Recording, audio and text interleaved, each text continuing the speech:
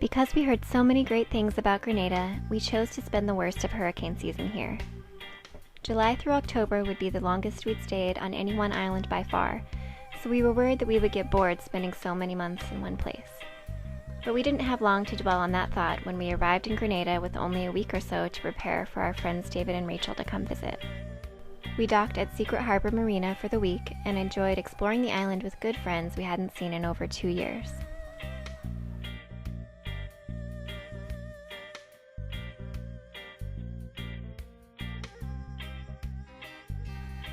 Toward the end of their trip, we finally went out sailing, and they got to experience the joys of seasickness medication, close quarters, and rowing an overloaded dinghy with 3 aboard in order to snorkel the underwater sculpture park.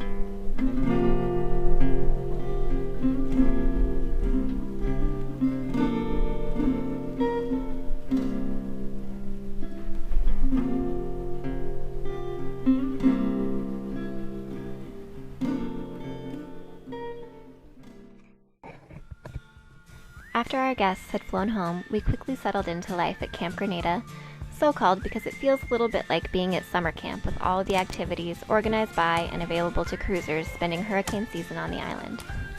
There's yoga, tai chi, noodling, game night, poker afternoon, guided hikes, guided tours, educational presentations, jam sessions, cooking classes, lionfish hunts, diving trips, farmers markets, shopping buses, and tons of volleyball.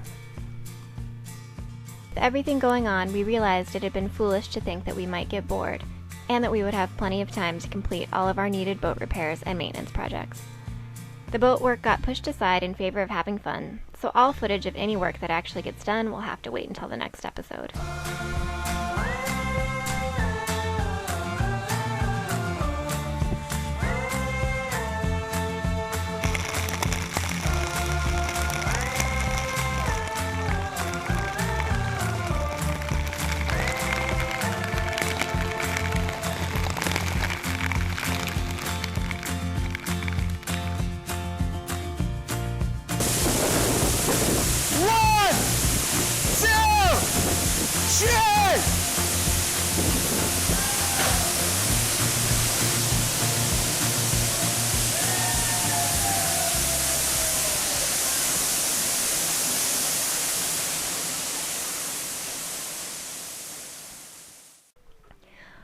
Our hike up to Mount Quaqua and down to Concord Falls was memorable to say the least.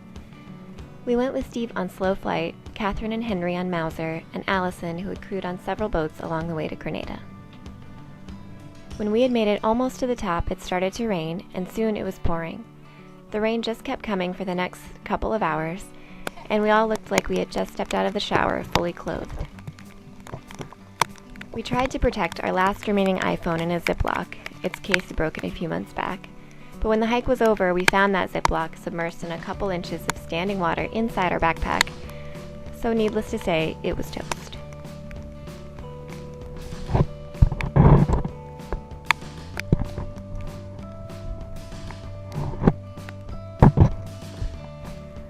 Water poured off our bodies and into the mud, which carried into the rising stream, which would turn into a river and end at a massive waterfall. Toward the end of the hike, we had to cross the Concord River, which had risen to chest level, and creatively find a way to keep all of our bags and cameras out of the current. A local guide happened along looking for another group of hikers, and not finding them, as we'd passed them at least an hour back, he helped us make our way around the rushing river, through the bush farmland, and back to the main road. Looking at the rushing brown water at the last waterfall, it was pretty hard to imagine that a couple of weeks before, we were jumping into the pool at the bottom. It was pretty much the best hike ever, though I'm still mourning the loss of another iPhone.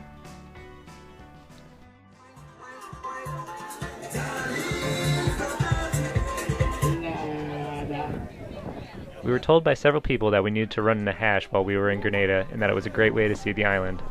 Every Saturday, a couple hundred people get together with a different location and course each week for a run through the forest. This ended up being my favorite Camp Grenada activity, and we became regulars at the Saturday hashes. The runs frequently involve scrambling up and down extremely steep terrain, river crossings, and false trails to keep you on your toes. After about an hour of running, getting lost, covered in mud, falling down,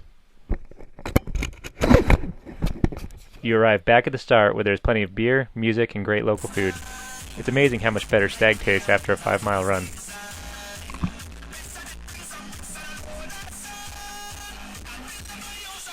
I want you to give him his punishment.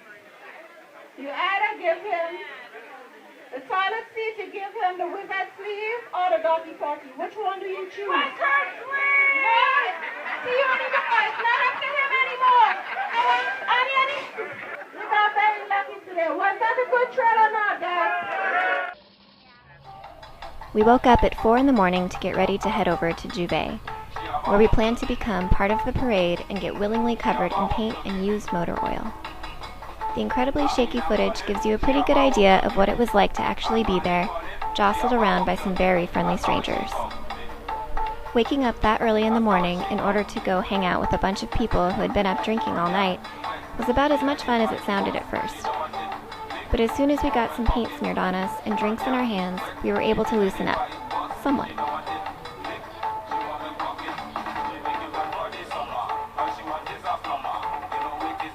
Though pouring motor oil all over oneself remained a personal choice, getting smeared with it was pretty much inevitable. By the time the sun was shining too brightly for us to comfortably dance in the streets, we felt satisfied with our level of filth and headed back to Secret Harbor to get cleaned and rested up for the big costume parade later that day.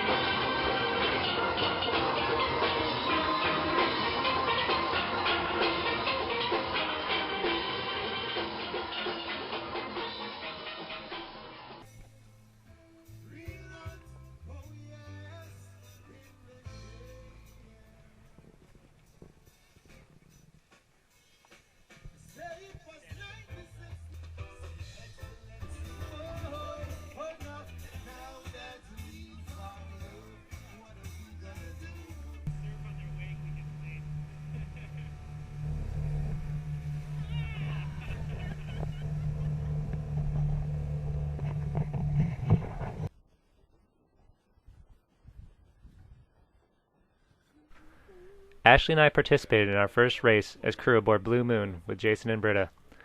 The Around Grenada race was planned to be a 2-part race, sailing north to Carriacou and then back south around the opposite side of the island the following day.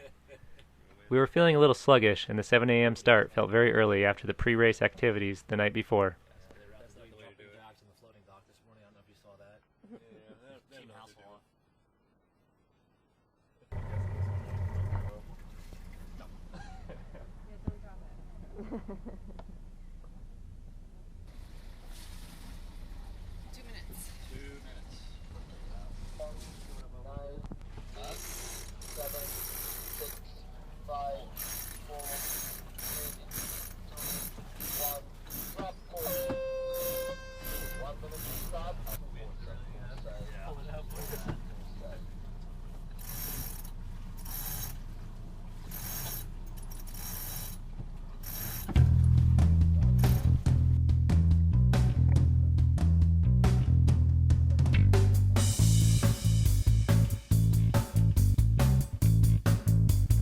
It was an exciting start, sailing out of the harbor in the middle of the pack of about a dozen boats, but unfortunately the wind didn't last, and by mid-morning we were crawling along in less than 5 knots.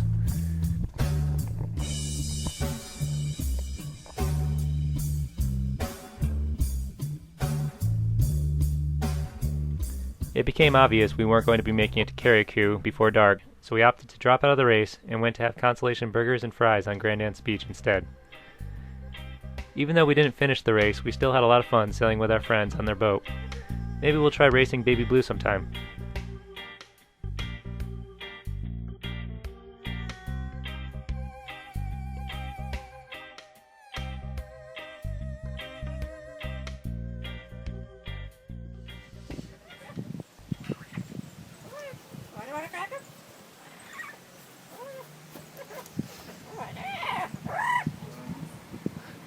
So weird.